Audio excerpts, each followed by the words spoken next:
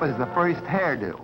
Now we slip forward a few thousand years to the time of the Babylonians in the Near East. See what kind of hairdos they had. Well, they not only curled their hair, but they curled their beards, too. It was a religious rite with them. Now we go over to the land of the Egyptians about 2,500 years BC, and notice a change. They shaved their heads completely, and they shaved their beards, too. But they wore an artificial beard made out of wood or horn or some such material. And the women, too, shaved their heads and wore wigs. Now, of course, we're talking about the aristocracy, the noble people and the rulers of those days, not the poor people. And here's an Egyptian woman with the kind of imitation hair or wig that was worn by the high-born ladies of those days. Another thing about the Egyptian women of those days was that the higher the headdress they wore, the more noble their blood was supposed to be. So you can see there was quite some competition among the ladies in a vertical way. Really getting high in some of these. Another peculiar thing was that when the princesses or queens acted in an official way, they too wore an imitation beard on their chins. Now we're coming forward to the Grecian days. And of course we know all about these from drawings and paintings of the old days and written descriptions. And many of these pieces, by the way, are actual survivals of those periods and have been preserved in antique shops and in museums. This is the Greek style of hairdo.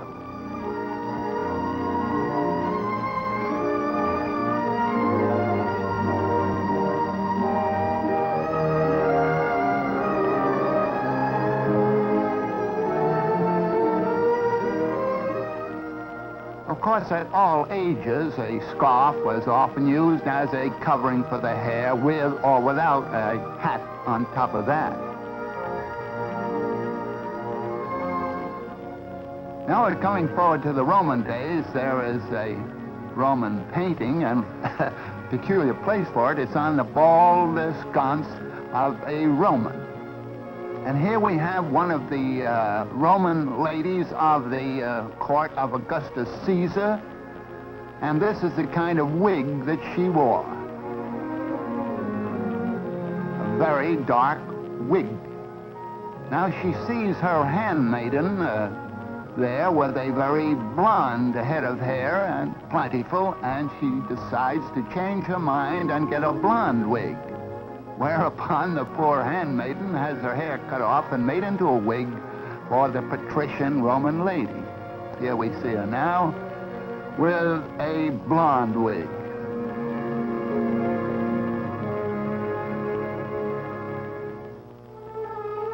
Well, we'll step forward about 1,000 years into the beginning of the medieval period.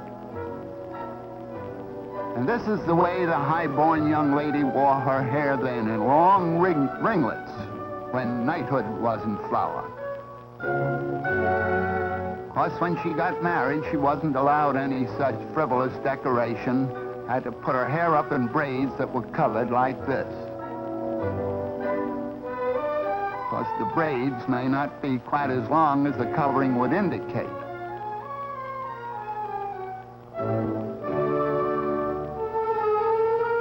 Just a little added decoration.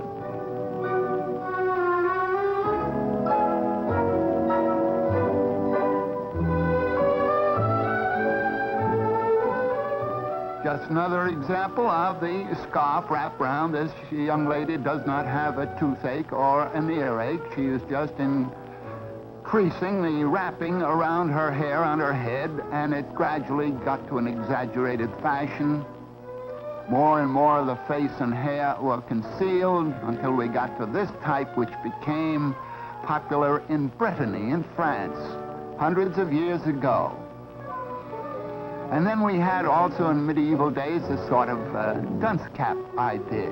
And once an idea was formed, why, they carried it out to the extreme. So here we have the double dunce cap, and even further the triple and quadruple dunce cap idea.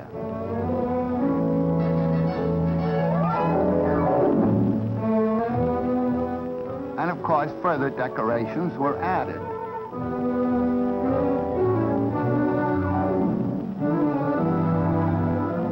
This is a millinery display of the medieval period. Now we come to what I call the antler type of hat. Looks something like the spread of antlers of a water buffalo or some African gazelle.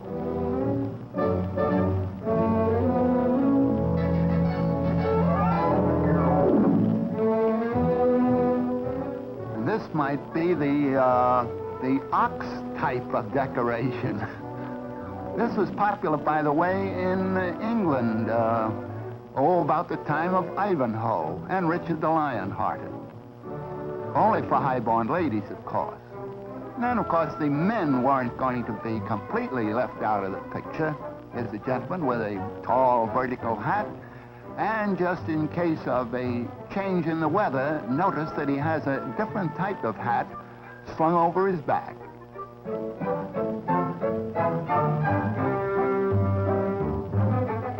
Well, we're coming down through the ages a little bit, but not making much progress in the millinery department. This chap has a whole counter's worth of cloth on his head.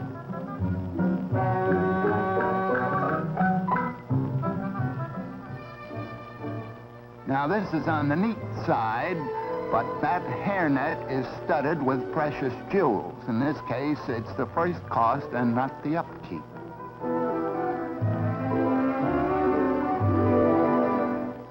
Here we have what is often called a Holbein type of hat, because that famous painter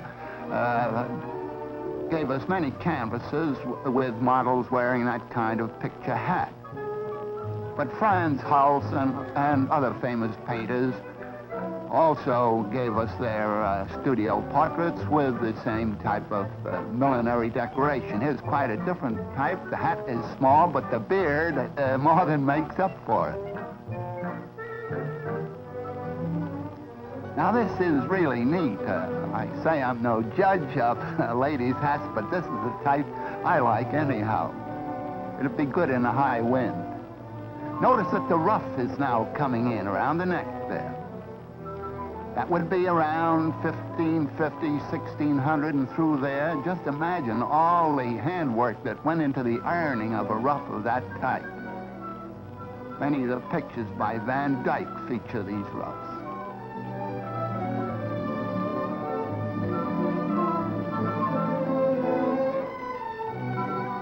Here we're going into the vertical decoration again. You notice how it switches from the horizontal to the vertical and back again. High, low. Oh, and also we are coming into the corseted era, and in some of those old days they actually wore iron corsets. Of course, the whaling captors soon relieved the iron of its duty by bringing in the whalebone. This is just a simple country costume, I'm glad to say. They've relaxed on that iron stuff. And here we have a laced bodice and a straw hat.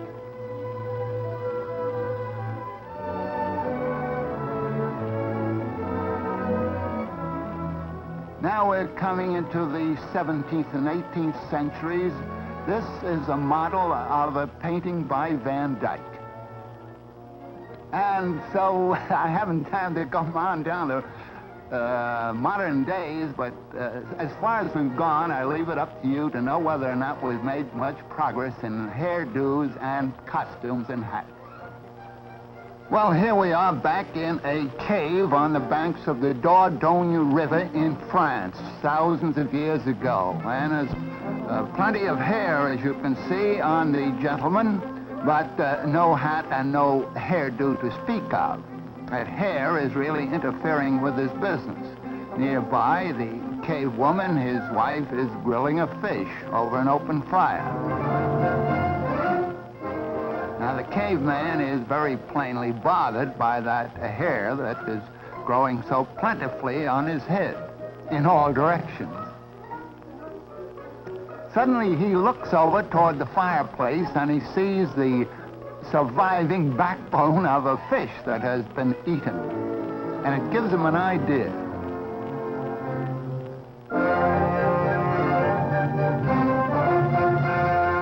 Now, I don't say that we have proof that this happened, but it could have happened, and some such original discovery must have been made. Now, see what he does with the backbone of that fish. Puts up his hair as best he can and uses the backbone, or part of it, as a side comb to hold it in place.